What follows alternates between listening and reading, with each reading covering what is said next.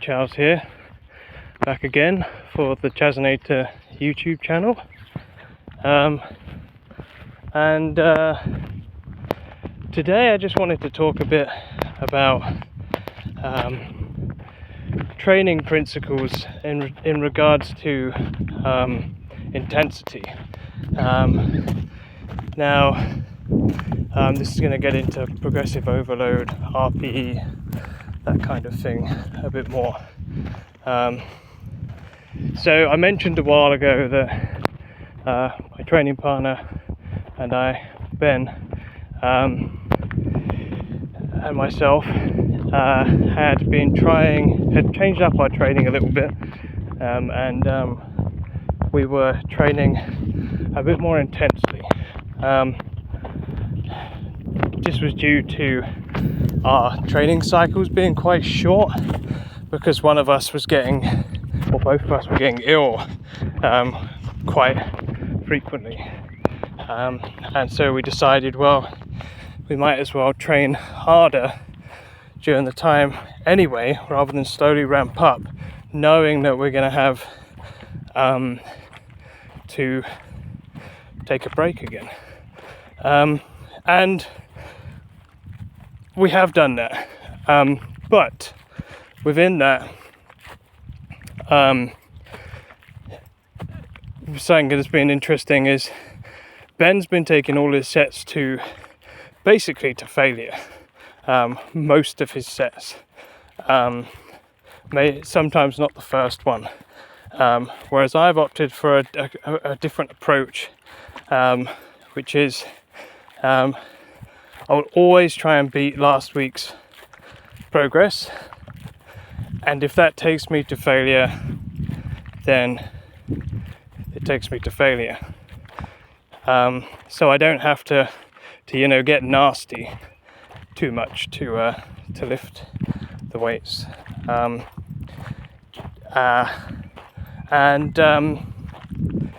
generally on the last set I make sure to take it to a decent effort, like try and get it to an 8.5 or a 9 RPE, so 1 to 1.5, 2 reps left in the tank. So and often I record the RPEs as, I'd say most often my RPE is about 8 per set,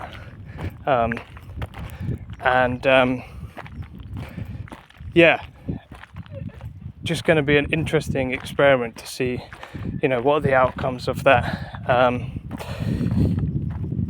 My thoughts are that training to failure, the research shows that training closer to failure is better, but training closer to failure also gives you far more of a fatigue build-up. So the stimulus to fatigue ratio is worse. So what's going to be interesting to see is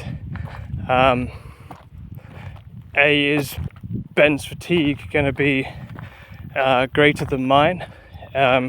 Maybe not, as he's a newer lifter. He's been training, he's got a training age of about 3 years, whereas to myself, probably hard training, I've got about 13 years, I would say, but you could call it 11 years. So for me, perhaps getting more experienced lifter, getting closer to failure, I can properly judge those RPEs, whereas for a newer lifter, it can be harder to judge how many you have left in the tank. And still, when you do get nasty and properly go for it, oftentimes the number of reps left in the tank are more than you think. So it is an interesting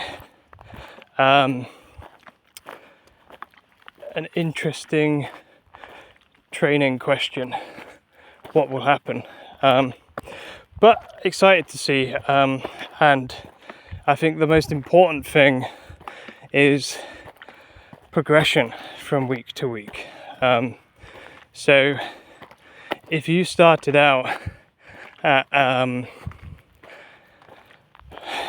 let's take my mum here for example, hope she doesn't mind. She was doing, she's 62. She's been a gymnast her whole life, so she's in incredible shape. But she does a workout routine, and she does 4 kilos dumbbell overhead press.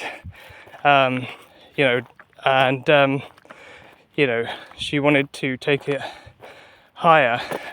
So ideally, she wants to be adding a rep or weight from week to week, and she could expect the intensity to be harder from week to week. Also, I think I'll come to a point where, say you did 15 reps, then you did 16 reps, you use 17 reps.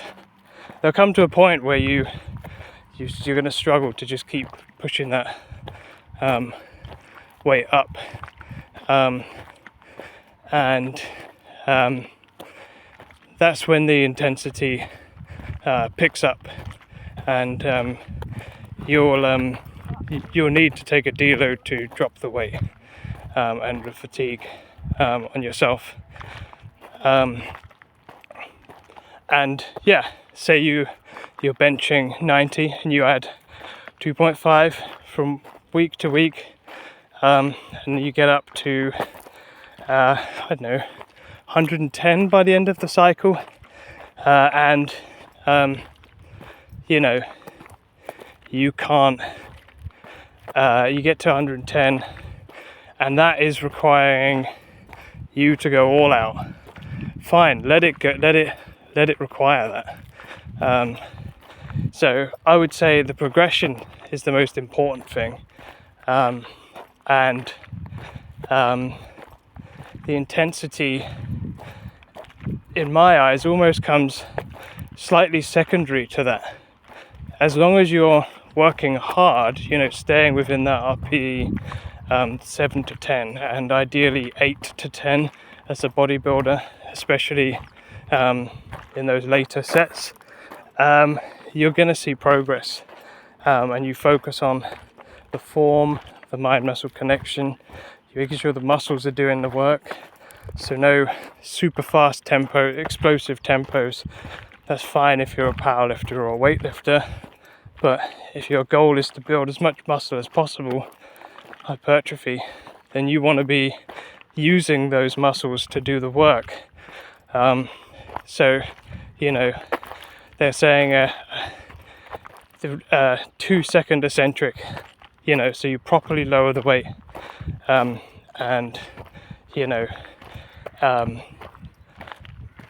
with the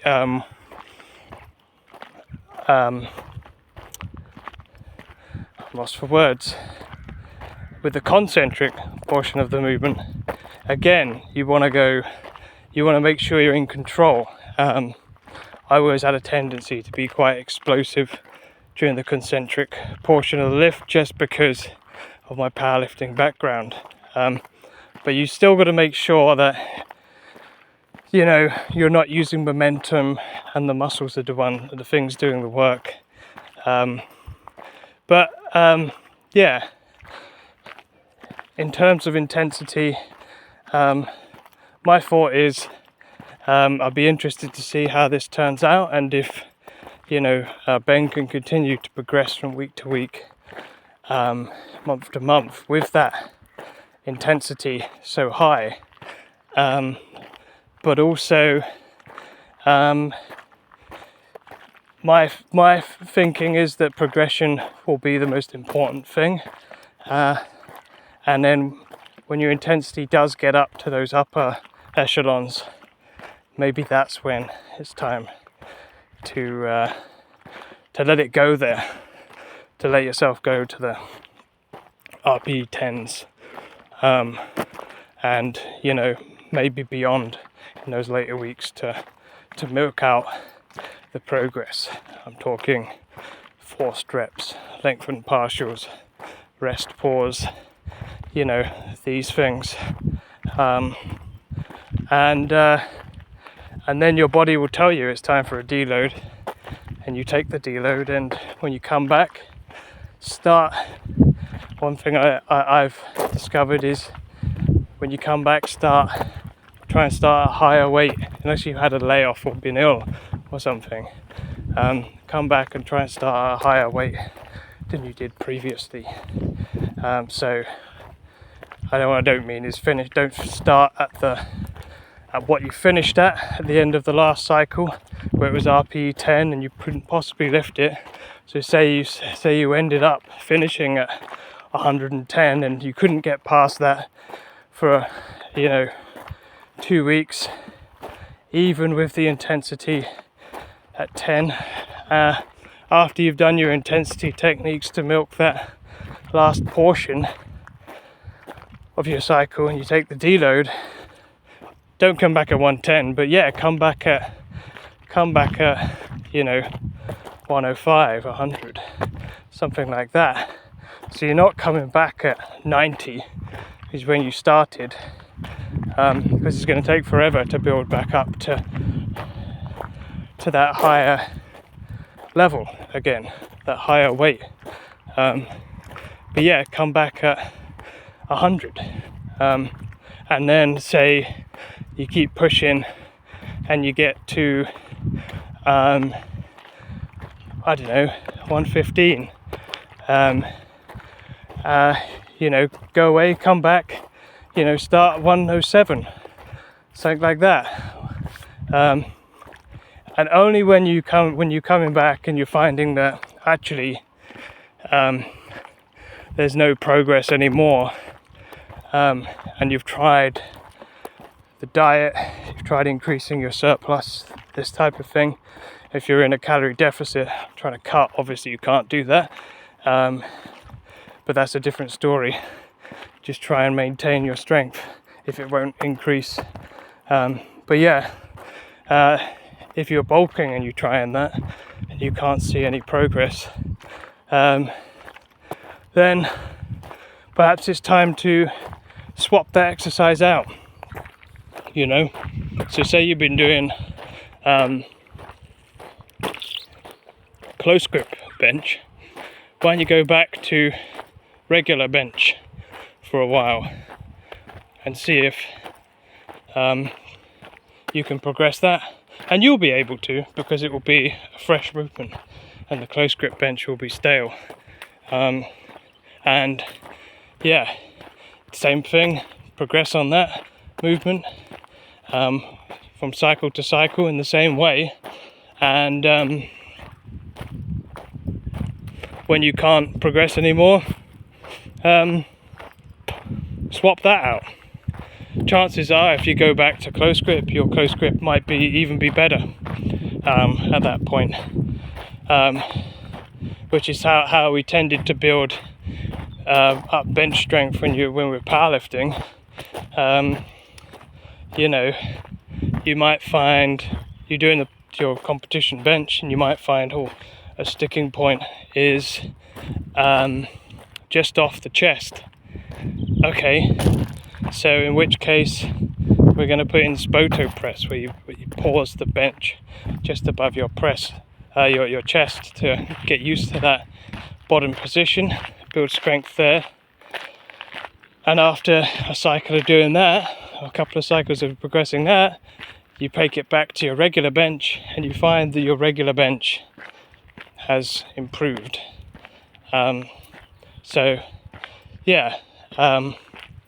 Just some thoughts there on intensity and progression, and I hope that helps. Cheers.